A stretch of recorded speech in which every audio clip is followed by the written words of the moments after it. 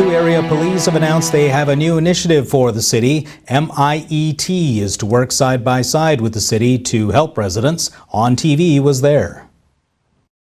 First, what IMET is, it's a relatively new unit. It stands for the Integrated Municipal Enforcement Team. It's a group of agencies or partner agencies here within the city of Sault Ste. Marie, being police, fire services, social services, alcohol and gaming, importantly the bylaw enforcement officers, and Algoma Public Health. Basically, the committee formed due to if there's any issues that those agencies are having, it might be a little bit more than they can handle. So we'll get together and we'll discuss options in order to address derelict properties, and that goes for private property, apartment buildings, commercial properties, and we'll also be going for any alcohol or tavern violations in the future. As you can see behind me, this is the latest address that we have taken care of within the city. This being 295 First Avenue. It's pretty apparent that it wasn't safe for the occupants, and it wasn't safe for the fine people that live here on First Avenue. It is, let's be honest, it's an eyesore. So we've addressed this issue right now. Initially, we attended here October 22nd regarding a gas leak. No occupants, power and gas turned off for the building by utilities. A follow-up was done on October 28th. We found the residence at this time with officers going inside that it was unsecured. There was no occupants inside. However, there was clothing, property, drug paraphernalia, and inside was a lit candle going, which would have been a massive fire hazard for this house and for this neighborhood in general. We're not going to residences to dispossess people. We don't want to put people out on the street. That's not what the mandate of this unit is. We're here. We can understand that the issues are going on within the city, and as stated earlier, we're not here to remove people from their residences, but we are here to hold landlords and superintendents and property owners to task. Our roles as community safety officers, we respond to crime and safety concerns brought forward by local residents, local business owners, and councillors. So our focus is specific problems occurring in a given area or neighborhood. Our goal and our focus is to design initiatives, projects that will help reduce crime or social disorder happening in that given area or neighborhood.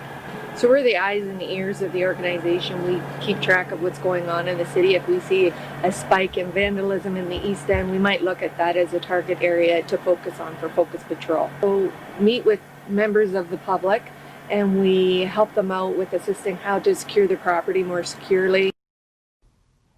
Ontario is reporting 987 new COVID-19 cases today and 16 new deaths related to the novel coronavirus. That brings the provincial total to 79,692 cases. That includes 3,182 deaths and 68,189 cases considered resolved. Health Minister Christine Elliott says 319 of the cases recorded today are in Toronto, 299 are in Peel Region, 85 in York Region, and 62 in Durham. The province says it completed nearly 28,600 tests since the last daily report. The new numbers come a day after the provincial government announced a tiered, color-coded system for managing pandemic measures. The system is meant to provide a safe framework for easing additional restrictions that were imposed on 4 hotspot regions and which are set to expire this week. The Ontario government is expected to lay out the next phase of its COVID-19 response as it presents its first budget since the start of the pandemic tomorrow. The Progressive Conservative government postponed delivering a full fiscal plan earlier this year, citing the economic uncertainty caused by the global health crisis. The fiscal update it gave instead in March included $17 billion in COVID-19 relief, a projection that was later revised to $30 billion by the end of 2020-2021. The province also initially predicted a deficit of $20.5 billion, which was later raised to $38.5 billion in light of additional spending. The province has already said tomorrow's budget will include details of the new standard for long-term care announced earlier this week, which would see nursing home residents receive an average of 4 hours of daily direct care. Attempted break-and-enters are up 143% cumulatively year over year as Algoma is on track to set a new record in overdose-related deaths. These are just a few of the stats uncovered in a Sault Online investigation into crime in Sault Ste. Marie and Algoma. Comparing January to August of this year to last year, thefts from vehicles are up almost 57%, while break-and-enters to businesses are up almost 44%. Since 2015, the Algoma region has been experiencing a rise in opioid-related deaths as well. 2018 was previously the worst year on record, with 26 opioid-related deaths in Algoma that year. In the first half of this year, there have already been 26 confirmed opioid-related deaths and 4 deaths that are likely opioid-related but not yet confirmed. This puts Algoma on pace to experience between 52 and 60 opioid-related deaths in 2020 if the current pace continues. Coming up next, Daniel LaPrade is up with a look at your local weather.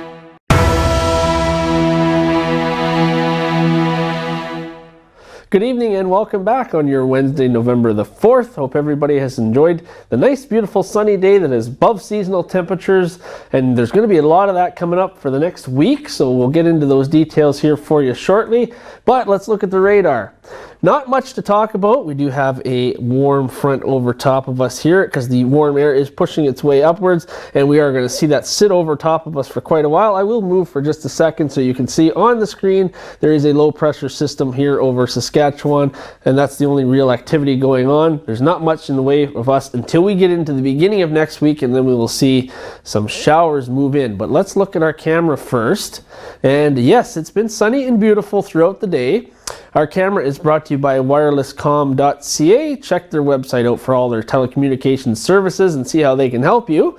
And the camera has moved again. We're looking at City Hall there on the left side. And yes, it's been a beautiful sunny day. That's going to continue throughout the night until the sun goes down and we'll see clear skies. So these are your expected highs for the region today. 15 degrees in Thunder Bay, 10 in Wawa. Timmins, the lone holdout, 4 degrees, 17 in Sault Ste. Marie, 11 in Elliott Lake, and 13 in Sudbury. Overnight lows, we're looking at 4 in Thunder Bay, 6 in Wawa, 4 in Timmins, no change for you, so it's same daytime temperature.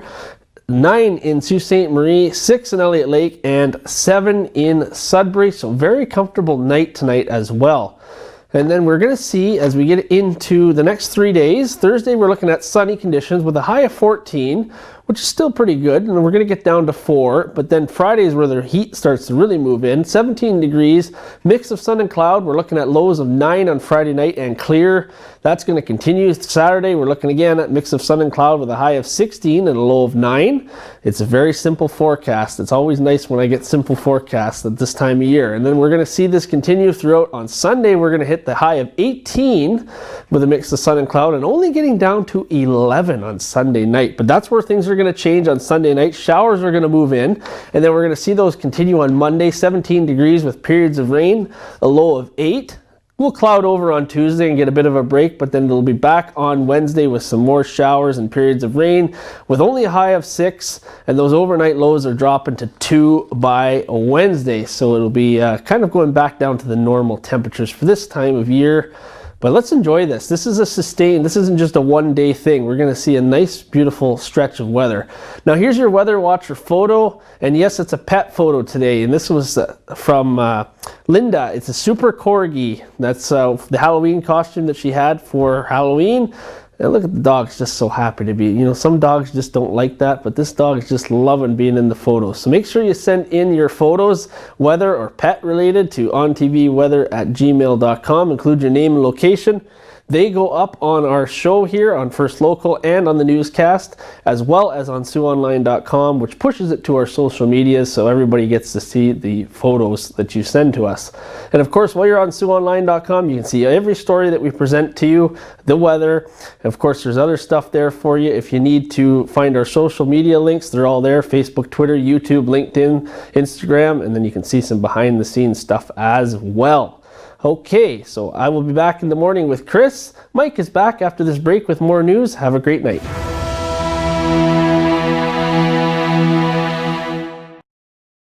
When it comes to peace of mind, think KC Security Services, a locally owned and operated security service. Voted the best security company in Sault Ste. Marie. We specialize in mobile patrols and alarm responses. At KC Security, we also offer stationary guard services for commercial and residential properties, events, and more.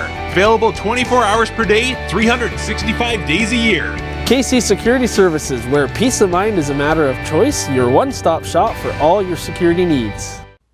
Miss Vicky's Canada is recalling some kettle-cooked potato chips due to possible glass contamination. The Canadian Food Inspection Agency says the products were sold online and in New Brunswick, Newfoundland and Labrador, Nova Scotia, Ontario, Prince Edward Island and Quebec.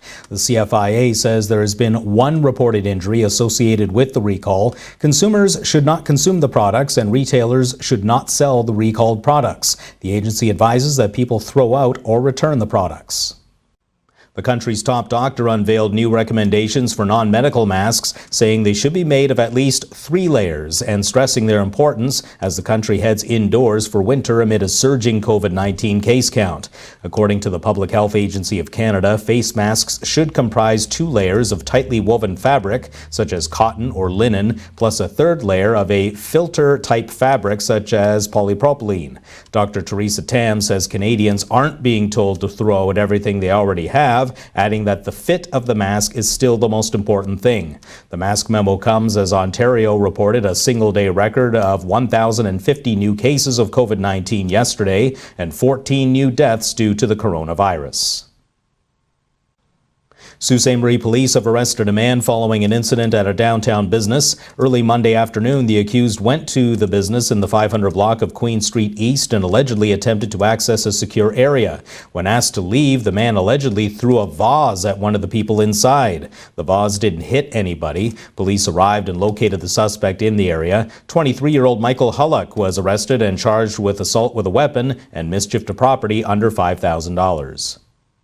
A Thunder Bay court heard that a trailer hitch thrown at an Indigenous woman from a moving car ruptured her small intestine and led to worsening health conditions that killed her months later. Dr. Toby Rose testified at the manslaughter trial of Braden Bushby, saying the hitch incident hastened the woman's death. Bushby has pleaded not guilty in the death of 34-year-old Barbara Kentner, who died approximately 5 months after she was injured in the January 2017 incident. He has admitted to throwing the hitch and pleaded guilty to aggravated assault, but his lawyer has argued there is no legal link between his actions and Kentner's death.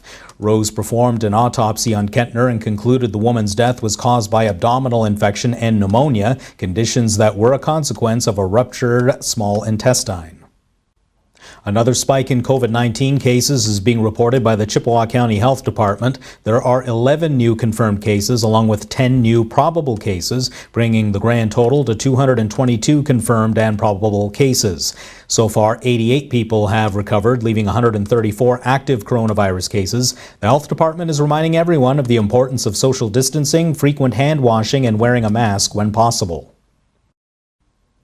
Parliament's budget watchdog is calling out the Trudeau government for not providing information on billions of dollars in planned federal spending. The Parliamentary Budget Office takes aim at the government's spending secrecy in 2 separate reports released this morning. The first says the Liberals have not provided detailed information on their recent request to Parliament for $79 billion in additional spending authorities, most of which the government says is for COVID-19 relief. The second report looks at the cost associated with new legislation designed to close the pay gap between men and women doing similar work in federally regulated workplaces. I'm Mike McDonald. More news and weather coming up.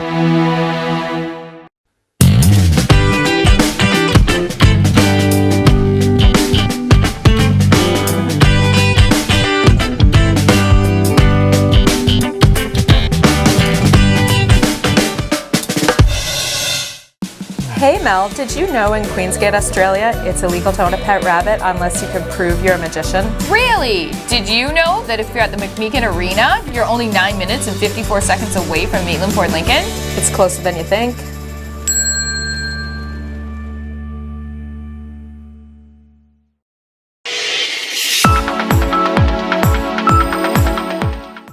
It's It's important to know what's going on in your backyard, whether it be the weather or if the buses are running or school's canceled. And as a mother of two, local news means the world to me. That's why I'm privileged to work at On TV and come every day and provide you with the local news.